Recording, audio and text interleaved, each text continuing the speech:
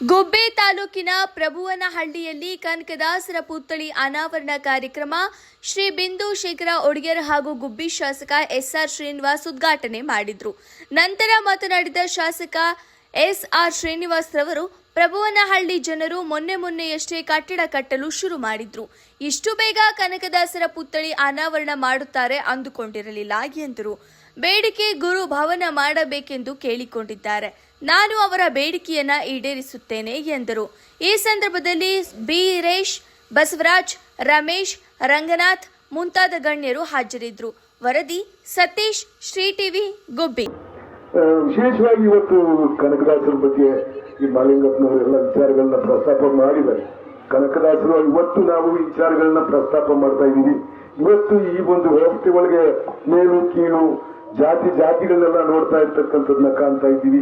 ಸಾಮಾಜಿಕ ಅಂತರವನ್ನ ಇವತ್ತು ಈ ಸಮಾಜದಲ್ಲಿ ನೋಡ್ತಾ ಇದ್ವಿ.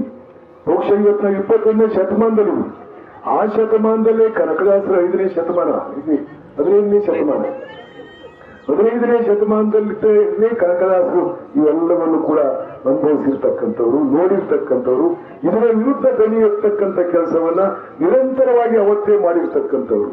ಎಷ್ಟು ಮುಂದಾಲೋಚನೆ ಇಟ್ಕೊಂಡು ಅವರು ಈ ಸಮಾಜವನ್ನು ಪರಿವರ್ತನೆ ದಿಕ್ಕಿನಲ್ಲಿ ತೆಗೆದುಕೊಂಡು ಹೋಗ್ಲಿಕ್ಕೆ ಅವತ್ತೇ ಪೂರಕವಾಗಿರ್ತಕ್ಕಂಥ ಅನೇಕ ಕೀರ್ತನೆಗಳನ್ನ ಬರೆಯುವ ಮುಖೇನ ಸಮಾಜವನ್ನ ಯಾವ ರೀತಿ ತಿದ್ದಬಹುದು ಅಂತಕ್ಕಂಥದ್ದನ್ನ ಅವತ್ತೇ ಮುಂದಾಲೋಚನೆಯಿಂದ ಕೀರ್ತನೆಗಳ ಮುಖೇನ ಸಮಾಜವನ್ನ ಕಟ್ಟತಕ್ಕಂಥ ಒಂದು ಸಮೃದ್ಧ ಸಮಾಜವನ್ನ ಕಟ್ಟತಕ್ಕಂಥ ಕೆಲಸವನ್ನ ಕನಕದಾಸರು ಅವತ್ತೇ ಮಾಡಿರ್ತಕ್ಕಂಥದ್ದು.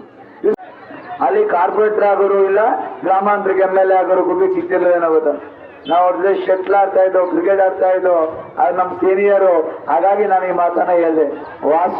ವಾಸಣ್ಣನಾಗಿ ಮಿನಿಸ್ಟರ್ ಆಗಿ ಇನ್ನೂ ಮುಂದೆ ಒಳ್ಳೆ ಅವ್ರಿಗೆ ಆಯುರಾರೋಗ್ಯ ಐಶ್ವರ್ಯಗಳ ಜೊತೆಗೆ ಅವ್ರು ರಾಜಕೀಯವಾಗಿ ಮತ್ತೆ ಬಡವರ ಜೊತೆಯಲ್ಲಿರ್ತಕ್ಕಂಥ ಒಂದು ಸಹಿಷ್ಣುತಾ ಮನೋಭಾವವನ್ನ ರೇವಣಸಿದ್ದರು ಕೊಡೆ ಮಾಡಲಿ ಅಂತ ನಾನು ಅಲ್ಲಿ ಹೇಳ್ತಾ ನನಗೆ ಅವ್ರಿಗೆ ಹೇಳ್ತಾ ಇದ್ದೆ, ಏನಪ್ಪಾ ನೀನು ರೂಲಿಂಗ್ ಪಾರ್ಟಿ MLA ಕಣಪ್ಪ, ಮಿನಿಸ್ಟರ್ ಆಗೋದು ಬಿಡೋದು ನಿನ್ನ ಶ್ರಮ, ನಾನು ಹೇಳಲ್ಲ ಅದನ್ನ.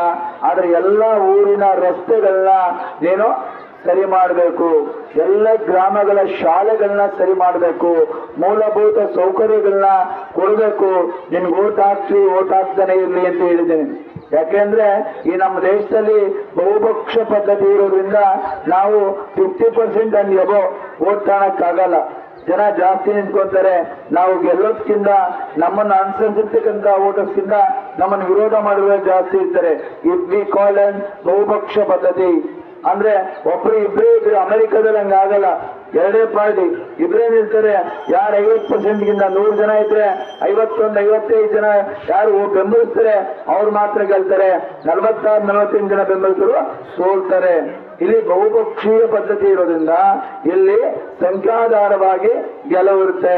ಹಾಗಾಗಿ ಈ ತುಮಕೂರು ಜಿಲ್ಲೆ ವಿಶೇಷ, ನಿಮ್ಮ ಗುಬ್ಬಿ, ನೀವು ಯಾಕೆಂದ್ರೆ 5 ಸಾರಿ ಅವರನ್ನ ರೆಗ್ಯುಲರ್ ಆಗಿ ಒಂದೇ ಕಾನ್ಸ್ಟಿಟ್ಯೂನ್ಸಿಯಲ್ಲಿ ಅವ್ರನ್ನ ಚುನಾವಣೆ ಮಾಡಿ ಗೆಲ್ಸಿದ್ದೀರಾ. ನಿಮಗೆಲ್ಲ